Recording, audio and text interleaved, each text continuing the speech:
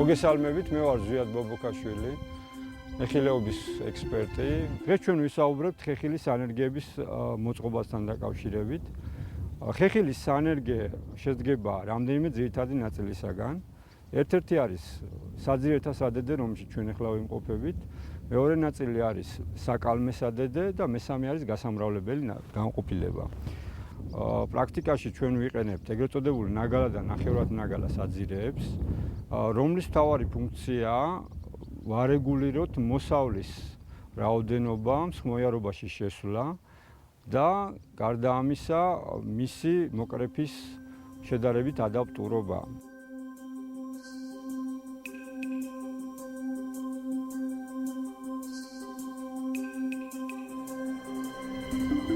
საძირეთა სადედე, რომელსაც ჩვენ ახლა ვიმყოფებით, წარმოადგენს ეგრეთ წოდებულ საძირეს, რომელსაც ქვია M9, პარადისაც ეძახიან. გაშენებულია კვებისაით 2 მეტრი 50 სანტიმეტრზე და მისი ფუნქცია საძირეების მიღება. როგორია ტექნოლოგია თვითონ საძირეების მიღებისა? თქვენ ხედავთ დარგვის შემდგომ ხდება მოკლედ გადაჭრა საძირისა და ვაძლევთ საშუალებას მცენარეს, რომ განივითაროს ტოტები. დარგვიდან ერთი თვის მერე ვაკეთებთ პირველ შემოყრას. ფუნქცია შემოყრისა არის ის, რომ ტოტმა განივითაროს ფესვი. ამ საძირეს აქვს იმის საშუალება, რომ სადაც შეეხება მიწას, ინვითარებს ადვილად ფესვს. შემოყრების რაოდენობა სეზონის განმავლობაში არის 3. ახლა ჩვენ რეალურად მეორე შემოყრა გვაქვს მოცემულ სადედეზე. დაახლოებით 2 კვირის მერე გამეორდება მესამე შემოყრა, კიდევ უფრო მაღლა გავაკეთებთ შემოყრას. და თვითონ ამ ადგილზე, სადაც მიწასთან კონტაქტი აქვს, ის განვითარებს ფესვთა სისტემას.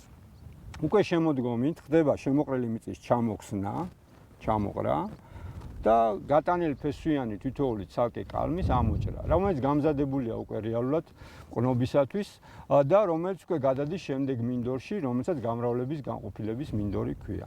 მოკლედ რო ვისაუბროთ საძირეებთან დაკავშირებით, არსებობს ეგრეთ წოდებული ძლიერი საძირეები, როგორც არის მაგალითად ნათესარები, საშუალო საძირეები და ნაგალა საძირეები. ამ შემთხვევაში M9 საძირე არის ნაგალა საძირე, MM6 საძირე არის საშუალო საძირე. რა უპირატესობით ხასიათდება მაგალითად M9 საძირე, მასზე დამყნობილი ენერგი შედის მალე მსხმოიარობაში დარგვიდან მე-3-მესამე წელს. იძლევა საკმაოდ უფრო უხმოსავალს ჰექტარზე გადაანგარიშებით იმ გაგებით, რომ უფრო ახლოა ბაღი ხეები განლაგებული. გარდა ამისა, ყველა ოპერაცია აგროტექნიკური ღონისძიება, რომელიც ტარდება ბაღში, შედარებით გამარტივებულია, იმიტომ რომ ბაღის სიმაღლე არ აღემატება 2 მეტრას 20 სანტიმეტრს.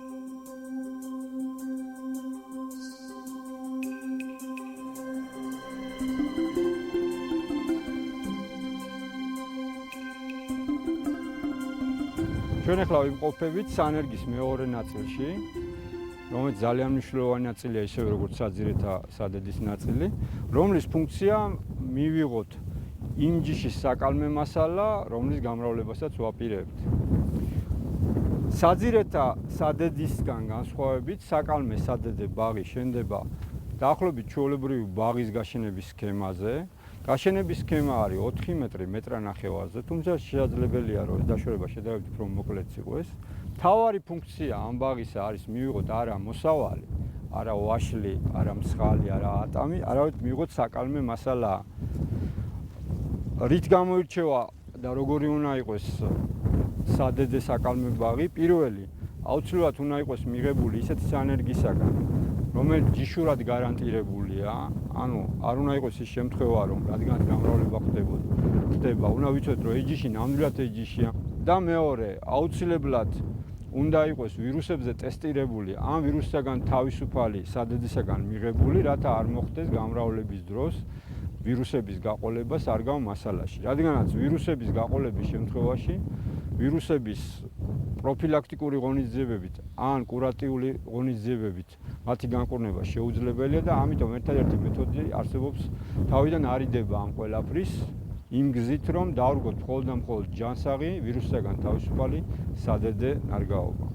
ნარგაობის მოვლის აგროტექნიკა მდგომარეობს შემდეგში.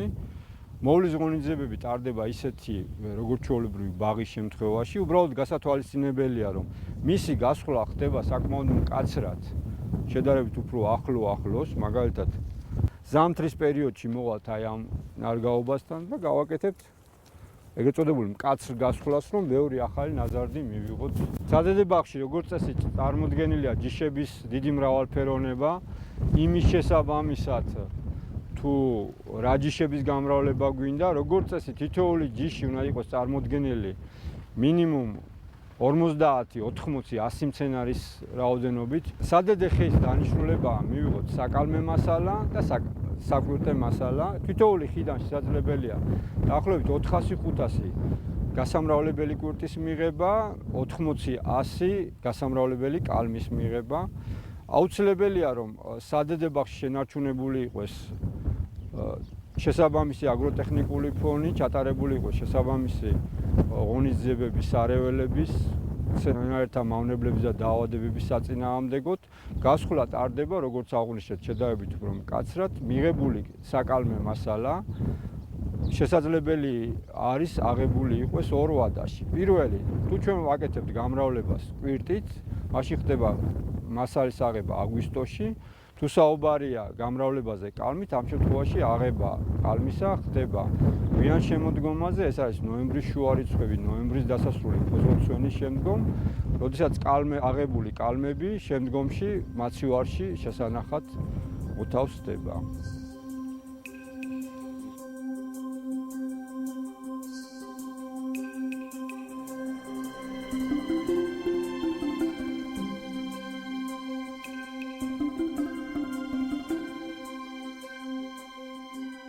აქ არის დარგული უკვე დამყნობილი ენერგიები.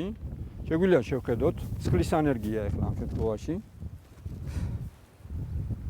გაზაფხულზე გავაკეთეთ მყნობა, ეგრეთ წოდებული ინგლისური კოპულირების გზით. მყნობის ტექნოლოგია ზამთრის მყნობის შემთხვევაში შემდეგნაირია. ვიღებთ საძირეს შემოდგომით, ჩვენ უკვე ვნახეთ საძირის მიღების გზა. აღებული საძირე ინახება მაცივარში, გრილ პირობებში. შემდეგი წლის მარტის თვეში, ან თებერვლის თვეში ტარდება მყნობა, ეს არის მყნობის ადგილი. ძირითადად 2 კვირტის საშუალებით, ან 1 კვირტის საშუალებით, ზამთრის მყნობის წვერზე ხდება წასმა სპეციალური პარაფინის, რომ აორთქლება მოხდეს და დამყნობილი ადგილის შეხვევა ხდება სპეციალური შესახვევი ლენტით, პარაფილმით, რომელიც რეალურად არის საკმაოდ წებოადი, რომ ასე ვთქვათ, არ მოუჭიროს თვითონ მცენარეს.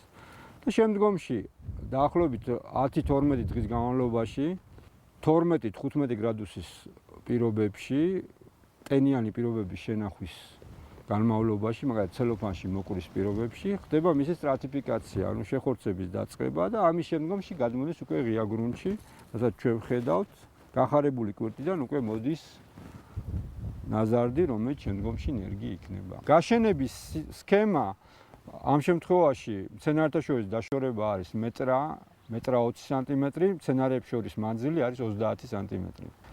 ზოგადად გაშენების ეს სქემა გამოყენებულია ისეთ სანერგიებში, როდესაც გვინდა სპეციფიკური ტიპის ენერგიის მიღება, რომელსაც კნიფბაუმის ენერგს ეძახიან. ეს არის ეგრეთ წოდებული დატოტვილი ენერგი, რომლის საშუალებითაც მოსავლის მიღება შედარებით უფრო სწრაფად შეიძლება და გარდა ამისა მისი მოვლა, გასხლა, ფორმირება გაცილებით უფრო მარტივია.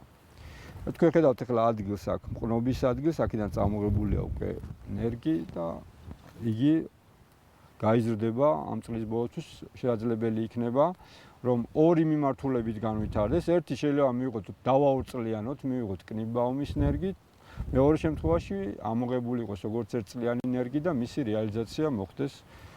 ძირითადად აგროტექნიკური ღონისძიებები, რომლებიც ტარდება სანერგეში, ეს არის ბრძოლა სარეველების წინააღმდეგ და მავნებელ დაავადებების წინააღმდეგ. სარეველების წინააღმდეგ ბრძოლა ძირითადად ხორციელდება სხვადასხვა საშუალებების, მექანიკური საშუალებების გამოყენებით, ნიადაგის გაფრქვევების გზით, თოხნის მეთოდით ან გამარგვლის საშუალებით. რაც შეეხება მცენარეთა და მავნებლებთან და დაავადებებთან წინააღმდეგ ბრძოლა ტარდება სტანდარტული მიღებული ტექნოლოგიური რუკის მიხედვით მიღებული სქემით, იმისათვის რომ მიღებული ენერგიები არ დაგვიავადდეს ან კიდევ რომელიმე მავნებელმა არ დააზიანოს.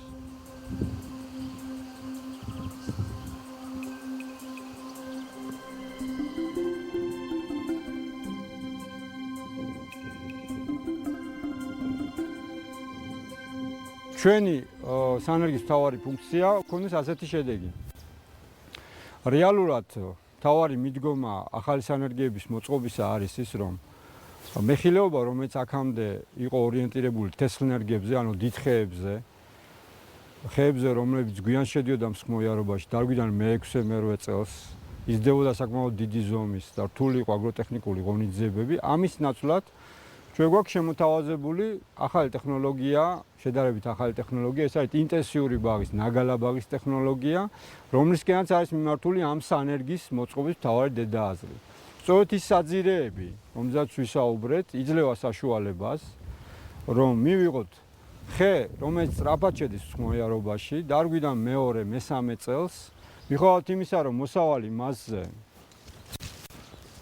ჩვეულებრივ სტანდარტულ ხესთან შედარებით ნაკლებია, მაგრამ სამაგიეროდ თქვენ ხედავთ, რომ მცენარეების დგომის სიხშირე გაცილებით უფრო მეტია, გამომდინარე აქედან ხასიათდება მთელი რიგი პლუსებით. პირველი, ეს არის სტაბილური მდგრადი მოსავალი. მეორე, ხის ზომა არის შედარებით მცირე და ყველა ღონისძიება შესაძლებელია ჩატარდეს ისე, რომ ვიდგეთ მიწაზე და არ დაგჭირდეს კიბის გამოყენება. როგორც აღვნიშნეთ, მსხმოიარობაში შედის მალე დარგვიდან მე-2-მე-3 წელს. გარდა ამისა, იმის გამო, რომ მცენარეთა დგომის სიხშირე შედარებით უფრო მეტია, მოსავალი საჰექტარო გაცილებით უფრო მეტია, ვიდრე ჩვეულებრივ სტანდარტულ ბაღებში და აღწევს 40-50-60 ტონას. და რაც მთავარია, გამოსავლიანობა ასეთი ხიდან, სასაქონლო გამოსავლიანობა, ექსტრა ხარისხის ხილის მიღებისათვის შეადგენს დაახლოებით 85-90%, რაც არის მაღალი შემოსავლების და კარგი ეკონომიური კეთილდღეობის გარანტია. გისურვებთ წარმატებებს ხილის მოყვანის მიმართულებით.